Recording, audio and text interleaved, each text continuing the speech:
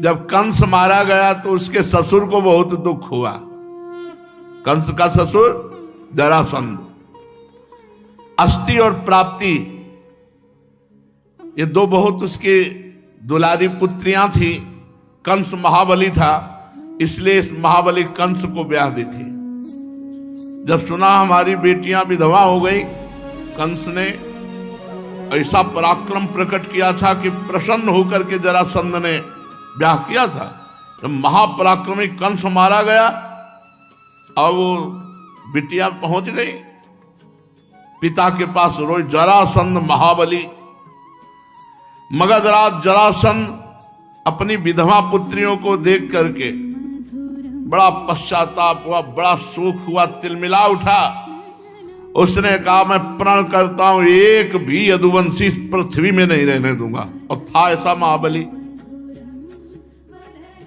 महाभारत 18 अक्षौणी सेना थी, 11 अक्षौणी कौरवों की और 7 अक्षौणी पांडवों की, मिलाकर के 18 अक्षौणी। इसने 23 अक्षौणी सेना तैयार की। जरासंध ने 23 अक्षौणी सेना तैयार की और यदुवंशियों की राजधानी मथुरा को चारों ओर से घेर लिया। हड़कंप मच गया, पूरी मथुरा पूरी घिर गई। 23 अक्षौणी सेना, चारों तरफ से सूचना मिली। भगवान श्री कृष्ण ने देखा जरासंध की सेना क्या है, उमड़ता हुआ समुद्र है और चारों तरफ से मथुरा घेर चुकी है और पूरे मथुरावासी भयभीत, प्राण व्याकुल। भगवान श्री कृष्ण ने कहा कि कोई भी विचलित मत हो, कुछ नहीं बिगाड़ पाएगा ये जरासंध। भगवान ने मगधराज जरासंध को नरपतियों की, पैदल, घुड़सवार, रथी, हाथियों की 23 अक्षौणी सेना देखी। भगवान ने संकल्प किया अब मैं इनका विनाश करूंगा। 23 अक्षौणी सेना, और इसको मारूंगा नहीं, इसको ऐसे जिंदा वापस भेजूंगा जिससे बार बार इतनी सेनाएं लाएगा, पृथ्वी का भार हल्का करूंगा। सुनो भाई, मुर्गा बकरा खाने वाले वो कहते हैं हम पृथ्वी का भार हल्का कर रहे हैं। हाँ, इनका अवतार हुआ पृथ्वी का भार हल्का करने के लिए। कहते अगर हम खाएंगे नहीं तो ये जीव बहुत बढ़ जाएंगे।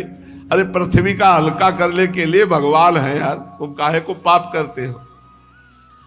अब मेरे अवतार का प्रयोजन यही है, समय समय पर धर्म रक्षा के लिए, बढ़ते हुए अधर्म को रोकने के लिए मैं अनेकों शरीर ग्रहण करता हूं।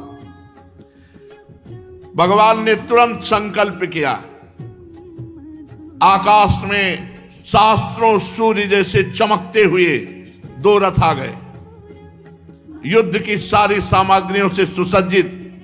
भगवान का दिव्य सारथी दारुक एक रथ को हाँक रहे थे, दूसरे में भगवान बलराम जी के आयुध, दिव्य सनातन भगवान के आयुध, सुदर्शन चक्र, कौमोदकी, गदा, ये सब उपस्थित हो गए। बलराम जी से कहा भैया समेटा जाए इनको, 23 अक्षौणी सेना है, 23 अक्षौणी सेना। आज हमें अपना मानने वाले यदुवंशियों पर भारी विपत्ति आ गई है। देखो ये आपके दिव्य आयुध आपकी शोभा बढ़ाने के लिए आ गए।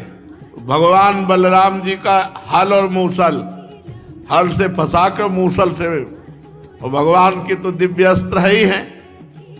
अब आप इस रथ पर सवार होइए और शत्रु सेना का संहार कीजिए और अपने स्वजनों को विपत्ति से बचाइए। साधुओं की रक्षा करना हम दोनों का अवतार ग्रहण करने का उद्देश्य है। 23 अक्षौणी सेनाएं पृथ्वी का विपुल भार है, हे भ्राताश्री से नष्ट कीजिए, भगवान श्री कृष्ण ने बलराम जी से कहा। अब भगवान श्री कृष्ण और बलराम जी ने सलाह करके कवच धारण किया, रथ पर सवार हुए, मथुरा से निकले। छोटे से सेना जो अंग रक्षा कर रही थी, आगे आगे श्री कृष्ण और बलराम जी। श्री कृष्ण रथ हाँक रहा था दारुक। भगवान पुरी से बाहर निकलकर 5 जन शंख का नाद किया। शंख की भयंकर ध्वनि सुनकर के 23 अक्षौणी सेना थर थर कांपने लगी। शंख ध्वनि सुनकर के मगधराज जरासंध ने देखा कि इतनी जोर की शंख ध्वनि, अपना रथ बढ़ाकर सामने लाया और कहा, बच्चा तू ही कृष्ण है? क्यों? जरासंध कंस का ससुर, तो भगवान तो बच्चा लग ही रहे। 11 वर्ष में यहां से पधारे तो कुछ वर्ष गुरुकुल सेवन किए होंगे। क्या रहते तो 9 किशोर, ये कोई दाढ़ी मुझ थोड़ी आ जाती है। भगवान सदैव 9 किशोर रहते। तो कह रहा है, बच्चा तू ही कृष्ण है? अरे पुरुषाधम, तूने हमारे दामाद कंस को मारा। भगवान तो कोमल भुजा ऐसे दिखाई दे रहे। अरे तू तो निरा बच्चा है और कंस को मार डाला। बड़ा उसको आश्चर्य हो रहा है कि ये बच्चा कैसे कंस को मार डाला। और ये नहीं सोच रहे कि जब निरा बच्चा थे 6 दिन के, तब पूतना को मार दिया था। तेरे साथ तो नहीं लड़ूंगा, क्योंकि मुझ जैसे वीर को तेरे जैसे बच्चे से लड़ने में कोई लाभ नहीं। हार जाए जीत जाए कोई लाभ नहीं, तेरे से तो नहीं लड़ूंगा। या तू इतने दिनों तक छिपता फिरता रहा, तूने कैसे कंस को मार डाला? उसको बड़ा आश्चर्य हो रहा है कि ये बच्चा कंस को कैसे मार सकता है। लेकिन तू अपने मामा का हत्यारा है, फिर भी मैं तेरे साथ नहीं लड़ूंगा। तू बच्चा है, जा भाग जा मेरे सामने। ऐसे जरासंध बोल रहा है, बड़ा बीमारी है। हाँ, थोड़ा यदि बलराम चाहे तो लड़ सकते हैं। बलराम तुम्हारी श्रद्धा है मर करके स्वर्ग जाने की। अगर थोड़ी भी हिम्मत हो तो हिम्मत बांध करके मुझसे जैसे चाहे तैसे लड़ ले। और ये नहीं समझ रहे कि पूरा अनंत ब्रह्मांड इन्हीं के फड़ पे है। शेषावतार भगवान बलराम जी, मैं अभी अपने बाणों से छिन्न भिन्न करके तुझे स्वर्ग पहुंचा देता हूं। भगवान श्री कृष्ण ने कहा, मगधराज तुम सूरवीर हो। सूरवीर तो ऐसे नहीं होते। सूरवीर तो युद्ध करते हैं, डींग नहीं हाँकते। तुम अपने बल और परुष का तो बहुत बड़ा घमंड रखते हो। चाहूं तो तेरी अभी मृत्यु कर सकता हूं, लेकिन मारूंगा नहीं तुझे। भगवान श्री कृष्ण ने कहा, तू ऐसे बक रहा है जैसे मरने वाला सन्निपात में बकता है। बकले, हमारे जैसे वीर तेरे जैसे डींग हाँकने वालों की बात नहीं सुनते। परीक्षित, जैसे वायु बादलों से सूर्य को और धुएं आग को ढक लेती है, ऐसे ही भगवान श्री कृष्ण को चारों तरफ से मगधराज की सेना ने घेर लिया और बाणों की वर्षा कर दी चारों तरफ से। यहां तक कि भगवान का रथ सारथी कुछ नहीं दिखाई दे रहा, आधा धुंध, चारों तरफ से बाण चल रहे। अब जो अटारियों पर चढ़े हुए मथुरावासी देख रहे, सब हाहाकार मच गया कि अभी तो प्रारंभ ही हुआ युद्ध। भगवान का, बलराम जी का और श्री कृष्ण का सब रथ और सब ढक गया बाणों से। भगवान श्री कृष्ण चंद्रजू की गरुण चिन्हित ध्वजा और बलराम जी की ताल चिन्हित ध्वजा, ये सब ढक गई। तो मथुरावासी तो सोचे अब तो मार ही डालेंगे हम सबको, क्योंकि जब वहां ये हालत है तो यहां तो। लेकिन ये एक क्षण के लिए ऐसा हुआ। भगवान श्री कृष्णचंद्र ने देखा कि सूरवीर हैं ये भाई, बड़े बड़े लड़ाकू हैं। जैसी पानी की बूंदें बरसती हैं, ऐसे बाण वर्षा भगवान के ऊपर हो रही थी। भगवान ने अपने सारंग धनुष का प्रत्यंचा चढ़ाया, अद्वितीय अजेय। ये सारंग धनुष ऐसा है, अद्वितीय अजेय। सारंग धनुष की टंकार करके जेव ही एक बाण चढ़ाया, बस जेव ही एक बाण चढ़ा के छोड़ा तो अनंत बाण रूप धारण करके सब बाणों को काट करके सैनिकों का संहार करने लगे। ये भगवान के धनुष और बाण का चमत्कार। झुंड के झुंड उसी से बाण निकलने लगे और सब जितने बाण थे सब बाणों को काट करके और जितने सैनिक थे सबको काटने लगे। भगवान बड़ी फुर्ती से अलाप चक्र की तरह घूमकर चारों तरफ बाण संधान। हाथी, घोड़े, रथ, पैदल चतुरंगिणी सेना का संहार होने लगा। भगवान के बाणों से हाथियों के सर कट गए और मरकर गिरने लगे। बाणों की बौछार से घोड़े, मनुष्य, जो सबको, पैदल सेना की बाहें, जांग, सिर अलग अलग कटकर गिरने लगे। अमित तेजस्वी भगवान बलराम जी ने हल और मूसल संभाला। हजार हजार, 10-10 हजार ऐसे हल में फंसा कर एक ही मूसल में राधे श्याम कर देते। अब भगवान बलराम जी का बल, अरे पूरी पृथ्वी ब्रह्मांडों को सरसों की दाने की तरह अपने फण में धारण किए हुए हैं। बड़े बड़े दिग्गज बलशाली हाथियों को मूसलों की मार से सब नष्ट कर दिया। अब वहां भयानक पहाड़ लग गए। 23 अक्षोणी सेना, जरासंध की वो सेना समुद्र के समान दुर्गम, भयावह, बड़ी कठिनाई से जीतने योग्य थी। थोड़े ही समय में भगवान श्री कृष्ण उधर छोड़ दिया सुदर्शन चक्र, साफ करता चला जा रहा है गर्दने, चाहे हाथी हो, चाहे घोड़ा हो, चाहे मनुष्य हो। कुछ ही समय में 23 अक्षोणी सेना का विनाश कर दिया। सारे जगत के स्वामी भगवान श्री कृष्ण के लिए तो खिलवाड़ है। वो संकल्प करे तो अनंत ब्रह्मांड एक सेकंड में नष्ट हो जाए। खेल खेल में तीनों लोकों की उत्पत्ति, स्थिति और संहार करने वाले प्रभु हैं। उनके लिए कोई बड़ी बात है? शत्रुओं की सेना का बात की बात में सत्यानाश कर दिया। जब जरासंध की सारी सेना मारी गई, रथ टूट गया, पैदल उतर के खड़ा हो गया, शरीर में केवल प्राण बाकी रहे, बलराम जी के हल में फंसा हुआ।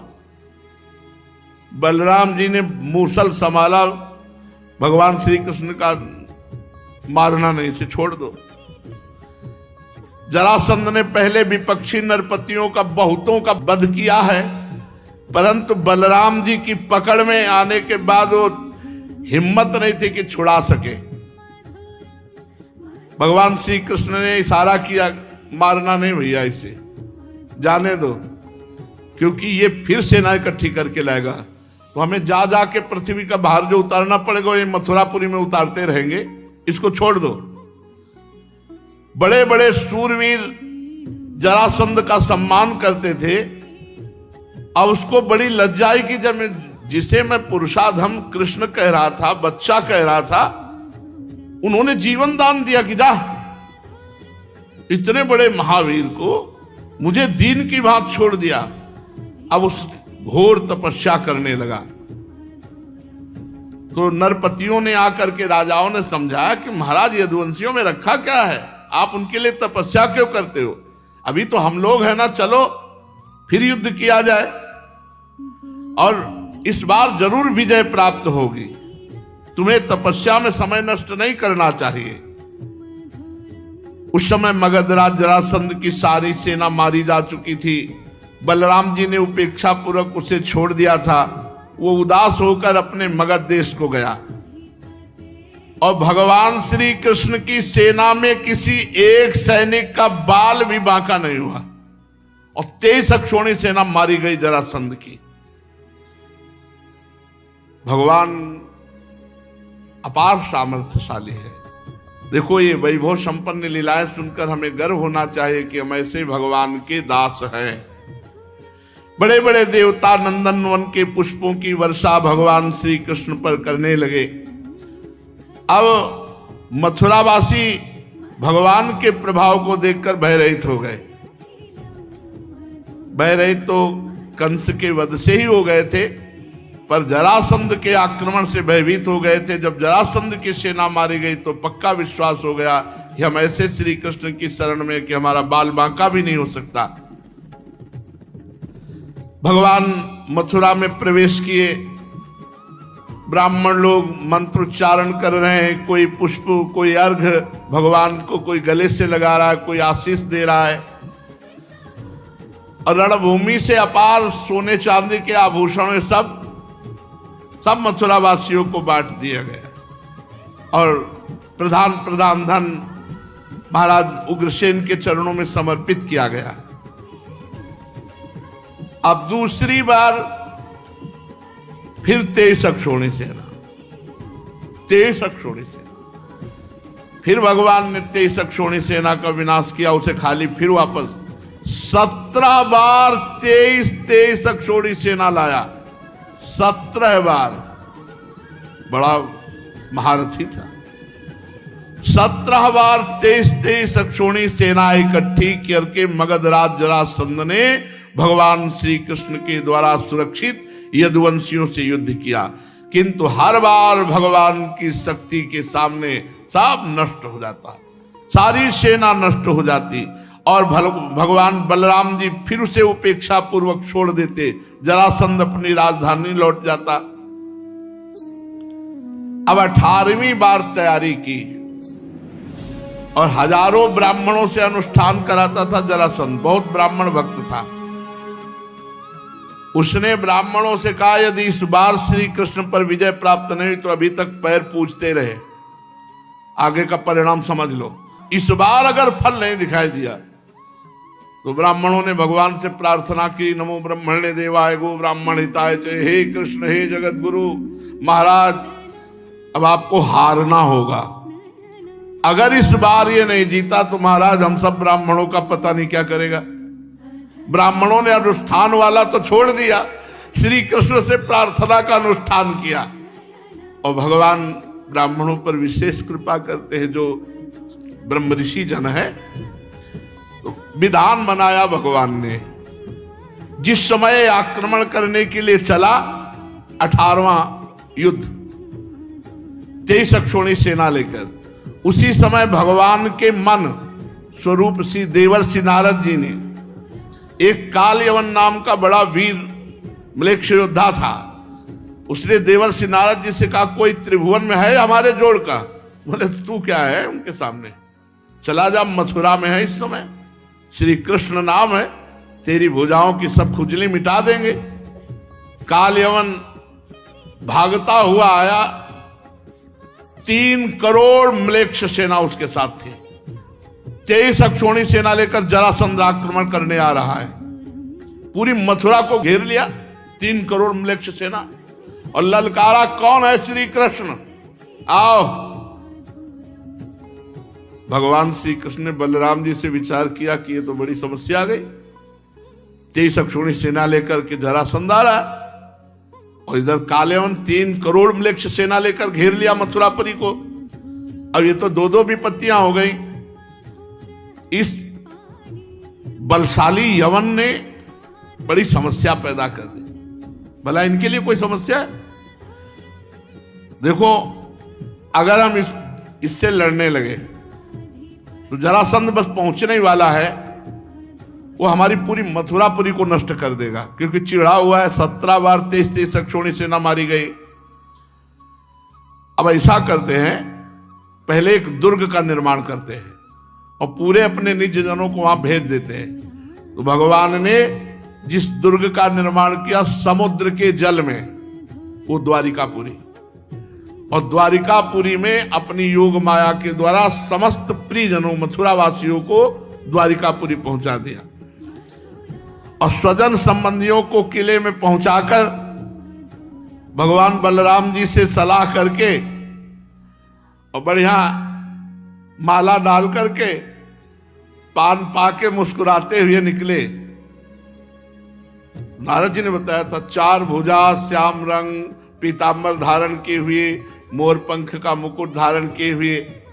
उसने देखा काल यवन ने, यही श्री कृष्ण, वे श्री कृष्ण। भगवान भागे, अरे बोले 2 हाथ करो, नारद जी ने बताया कि तुम बहुत बड़े वीर हो। भगवान भाग पड़े ब्रह्म ऋषियों को बचाने के लिए। जरासंध ने ब्रह्म ऋषियों से कहा था रोज अनुष्ठान करते हो, खीर पुआ पाते हो, 17 बार हारा हो, अगर इस बार हारा तो समझ लेना।